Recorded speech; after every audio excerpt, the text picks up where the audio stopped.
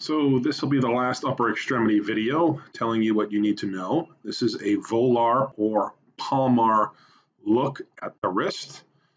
We know that because this is the pisiform bone here.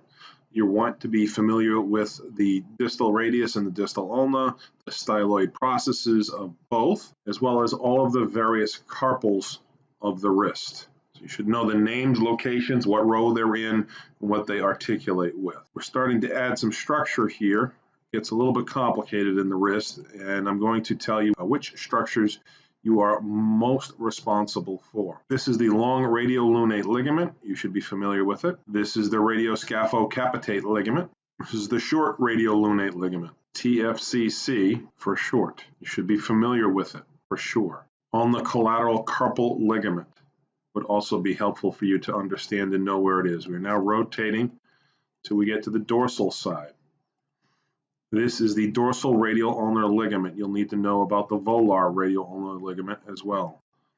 This is the dorsal radial carpal ligament. This is the dorsal intracarpal ligament. Triquetroscaphoid and triquetrotrapezial components.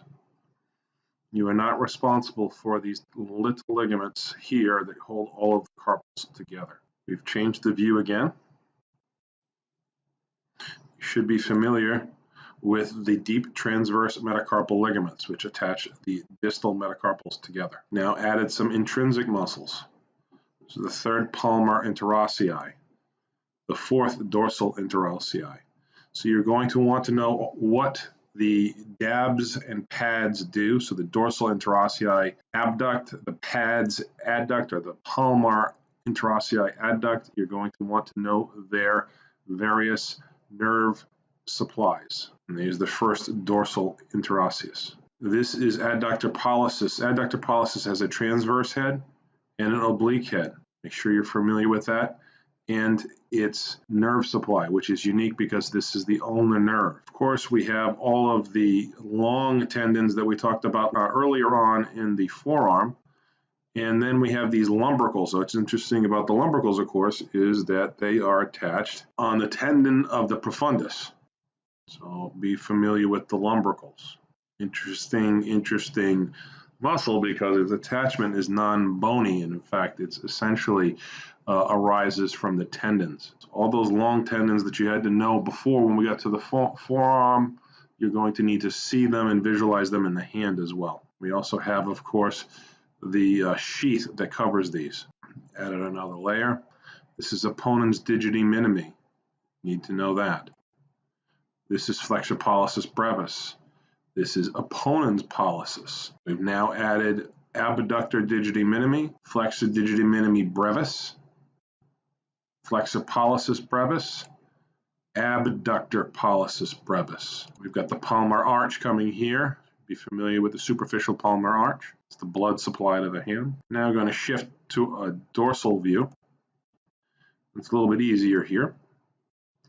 We have the extensor retinaculum, intertendinous connections, the extensor communis here. As we dive deeper, you'll notice that we've already covered these structures, which are the dorsal interosseous. So you're not learning new information. It's just you're seeing it from a dorsal view. So this was nice, quick, short, to the point. This is a deep dissection of the thumb. What we have highlighted in green here is the A1 pulley of the thumb.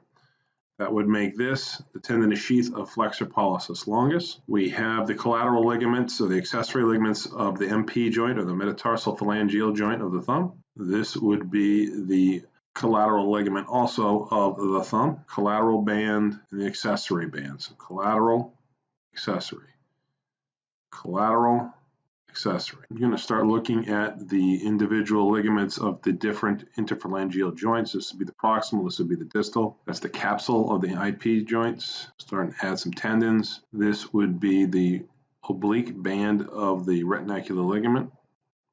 This is the transverse band, common extensor tendons.